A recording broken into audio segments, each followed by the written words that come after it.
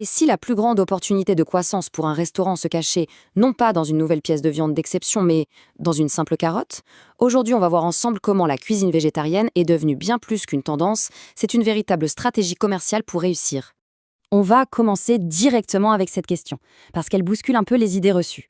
Imaginez un instant que les légumes ne soient plus juste une garniture, mais qu'ils deviennent le cœur de votre réacteur, le moteur de votre croissance. C'est exactement ce potentiel qu'on va décortiquer.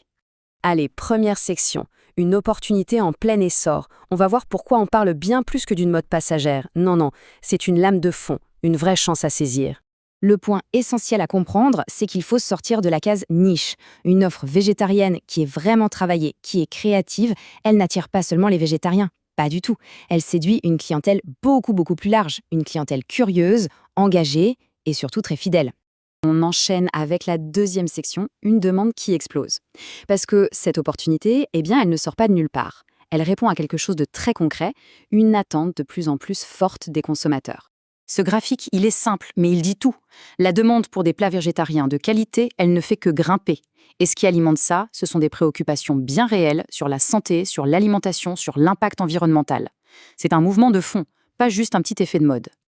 Alors, qui est ce client au juste? Eh bien, il faut oublier le cliché du végétarien militant. Le consommateur moderne, c'est souvent un flexitarien, c'est-à-dire une personne qui, tout simplement, choisit de manger moins de viande. Et ce public-là, il est immense et il est en quête de vraies expériences culinaires végétales, savoureuses et de qualité. Section 3, la recette du succès.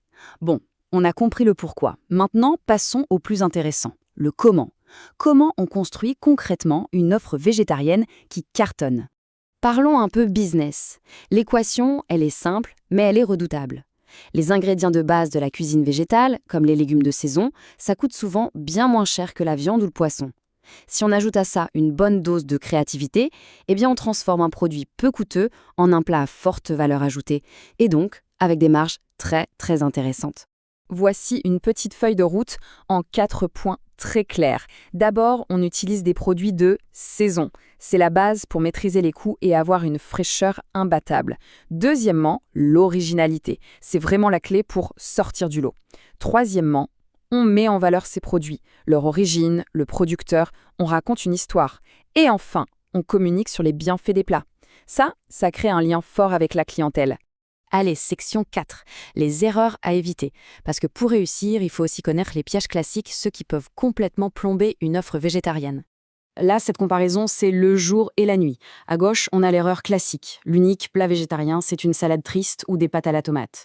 Le plat qu'on s'en fait par obligation.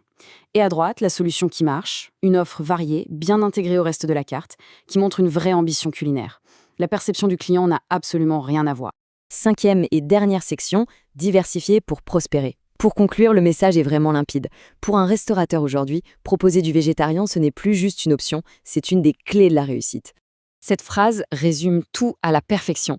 Le succès, il ne vient pas du simple fait de rajouter une ligne végé sur le menu, non.